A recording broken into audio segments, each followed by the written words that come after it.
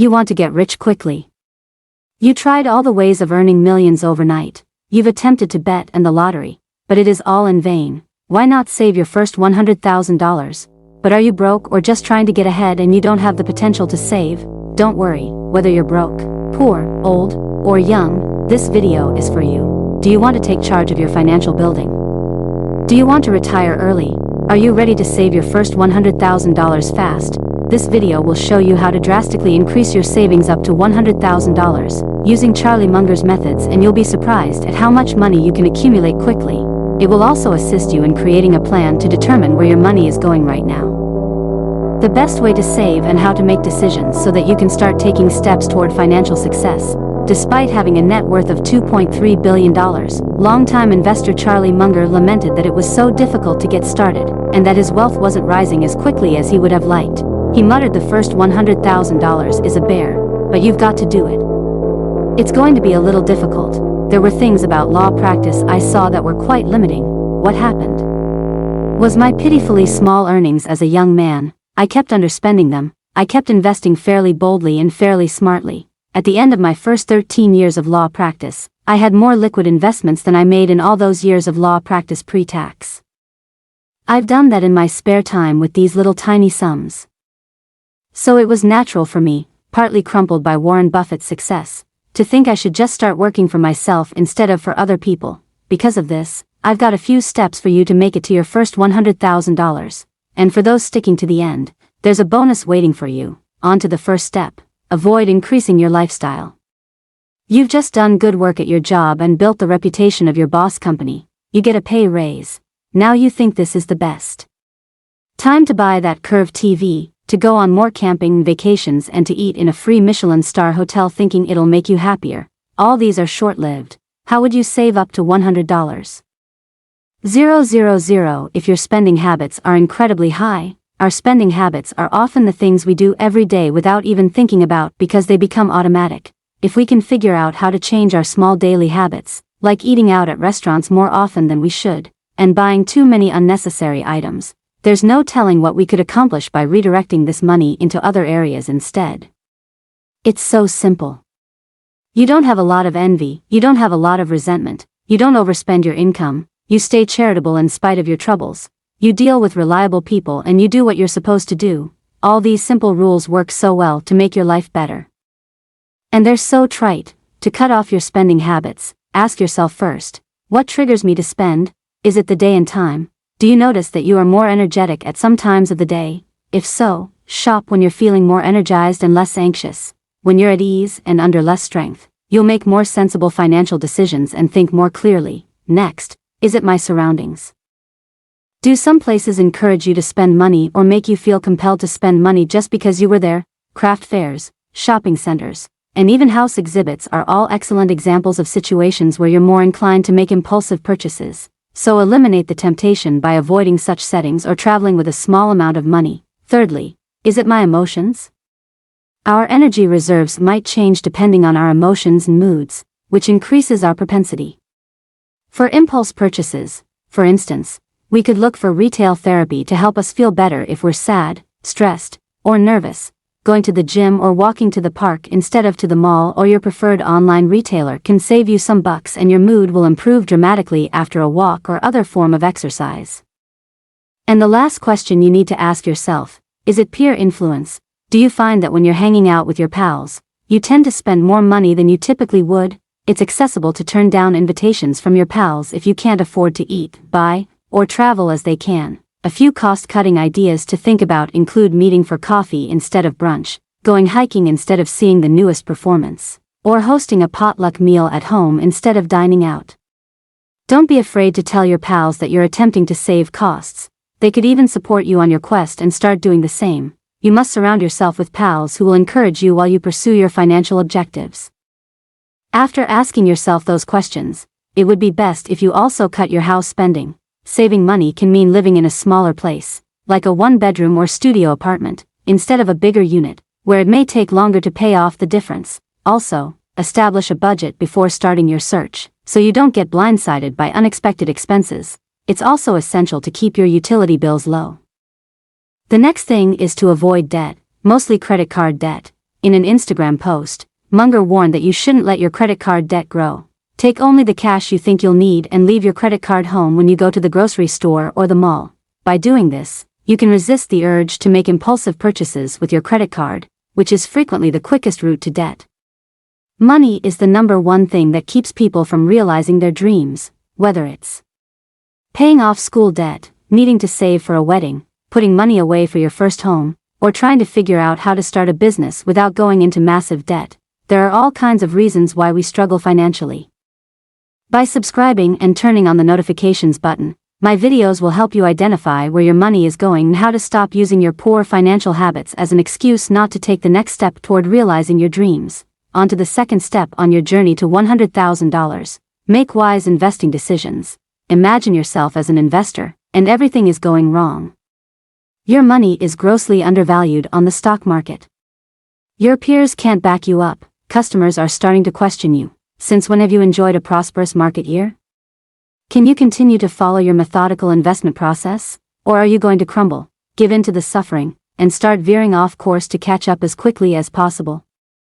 In recent years, the vice chairman of Berkshire Hathaway, Charlie Munger, has made many investments. Still, each one has produced enormous return.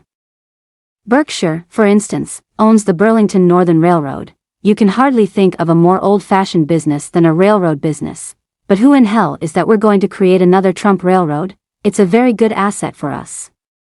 We've made that success not by conquering change, but by avoiding it. Now Burlington Northern itself has been quite clever at adapting technology to their railroad. Imagine the good luck of being able to take an existing railroad and double-deck all the trains and raise the heights of the tunnels. All of a sudden you got twice the capacity at very little and parental cost, which is what that railroad has done, Burns, saving him a great deal of time and effort to find other stocks or businesses that may fall within his expertise. At the Daily Journal shareholders' 2017 annual meeting, Munger claimed that after reading Barron's for 50 years, he only discovered one stock he liked, which made him a profit of $80 million. Munger advises you to be a value investor.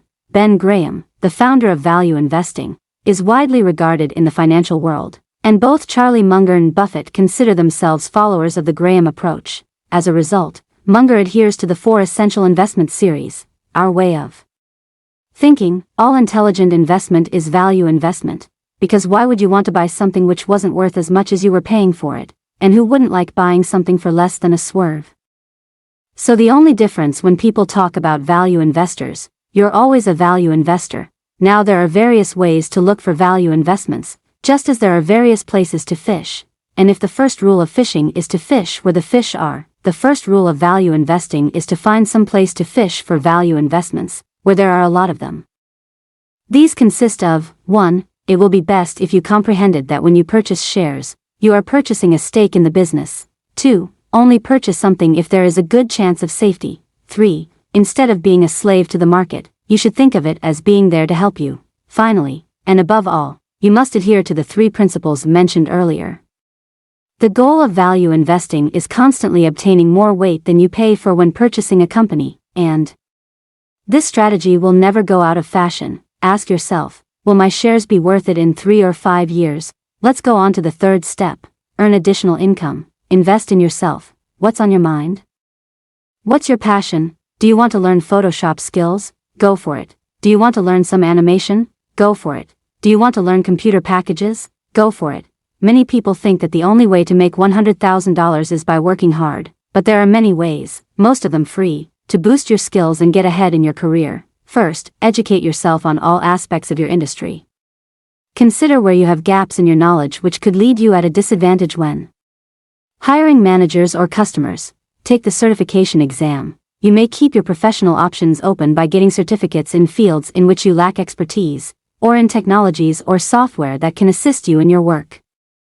Look into the following certification choices: Google Credentials, edX Credentials, Certification by FEMA, and IBM Accreditation. Second, start building relationships with people who can help you throughout your career, and seek opportunities to network with mentors and established professionals in your industry.